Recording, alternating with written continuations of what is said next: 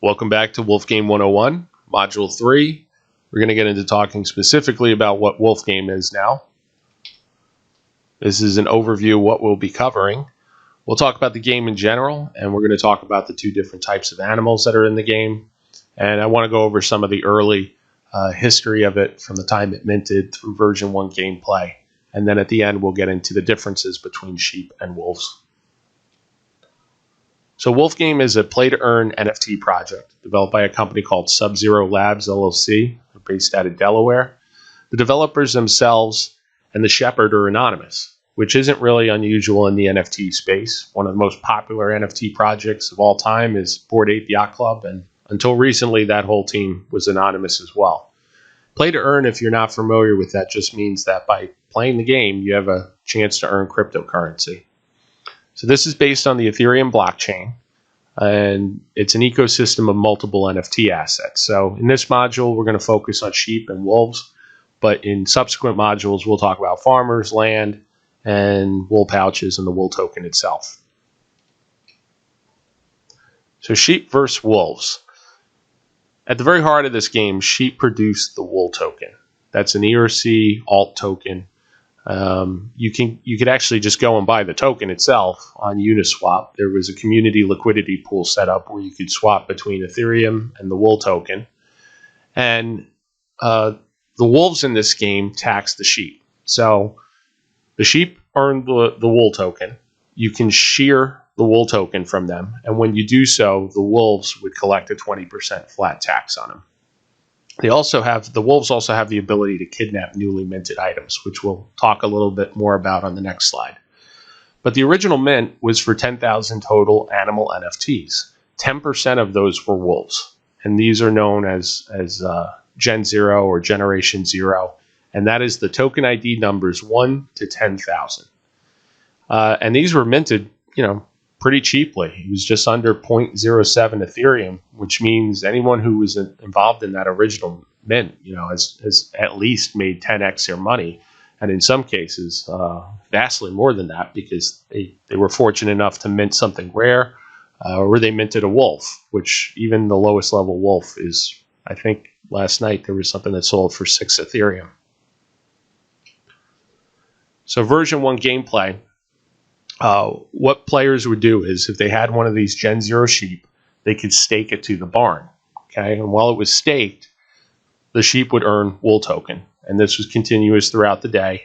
And then at some point, you could go ahead and shear your wool, at which point you had to pay this 20% tax, and that tax was distributed to the owners of all the wolf and wolf NFTs.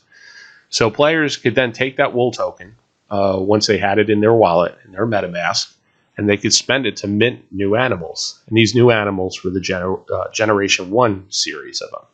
And when they were doing that, they did have a 10% chance of minting a wolf, which obviously would be a more valuable NFT to mint. So for the wolves in version 1, they also staked their wolves. And in doing so, they earned this wool tax that was collected passively. But they also had the opportunity to steal the newly minted Generation 1 animals. So the players were never at risk of losing their Gen 0 animal. But once you had, say, 20,000 wool and you decided to go try to mint a new one, there was a chance that it was going to get stolen. And that's just part of the game. If you're not comfortable with that risk, then playing this game might not be for you. Or you can buy the NFT and never stake it, and you wouldn't be at risk of losing anything. But like I said, you weren't at risk of losing that Gen 0 animal. It was just these newly minted animals that you spent wool on that could potentially be kidnapped. So the animal numbers that were minted for Gen 1, again, were 10,001 to 20,000, or at least that was the plan. And like I said, you were never at risk of losing your Gen 0 animal.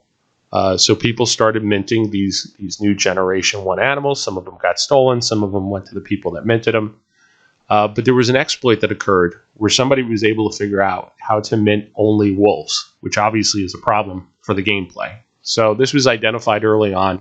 The minting was paused. And as a result, there's only 3,770 Gen 1 animals as of right now. What's unclear is whether or not we're going to pick up from that number when the full game starts.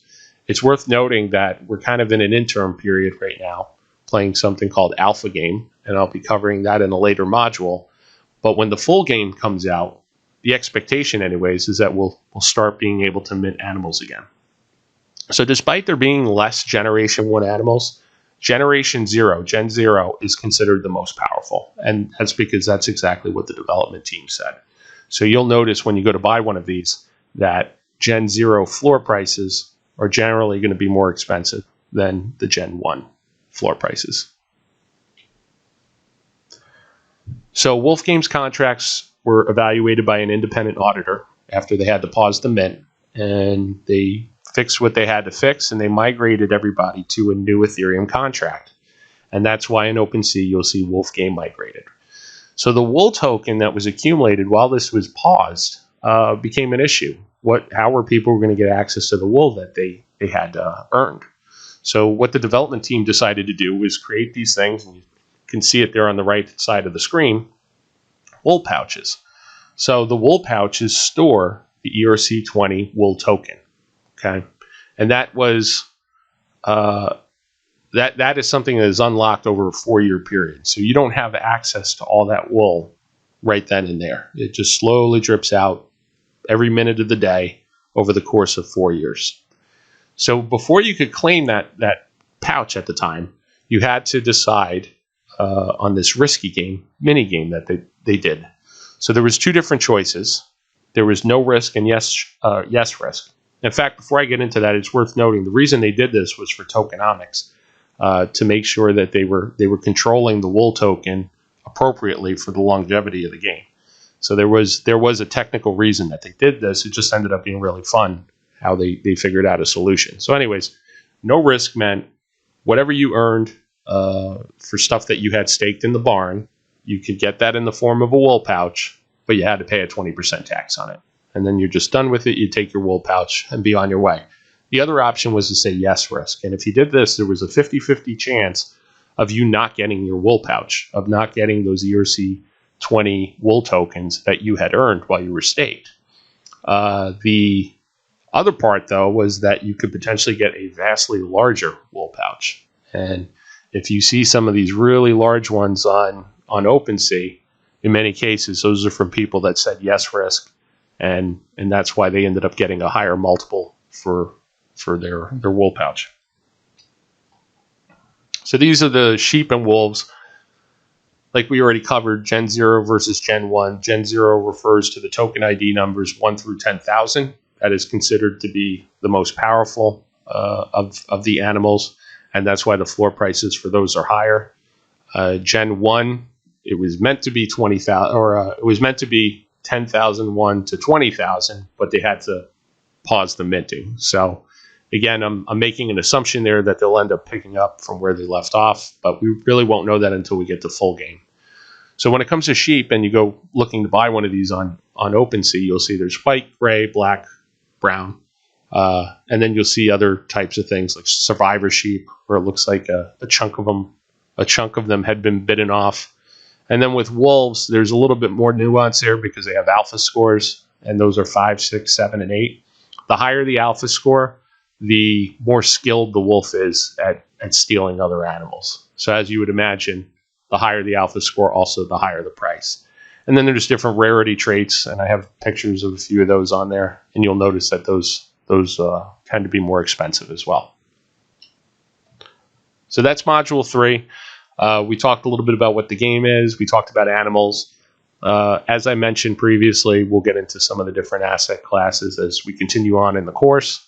And understand that all this stuff, version 1, risky game, that is all behind us. That was played, that is done. We're in an interim period right now as of February 2022, but we're planning to get to a full game, or the developers are planning to get to a full game sometime in 2022. So whether that'll be the first half of the year, I don't know. I think most of us are hoping it'll be sooner rather than later. But in the interim, this is an opportunity to enter and get an NFT, because when the full game launches, I would imagine the floor prices will probably go up, and it will become more expensive to try to find an entry. So in Module 4, we'll get into talking about land and farmers. Those are a different type of asset class and an NFT collection within this project. So please like this video, subscribe, hit the notification bell for updates, and you could also follow me on Twitter at Spooky47Crypto. Till next time, we'll see you in Module 4.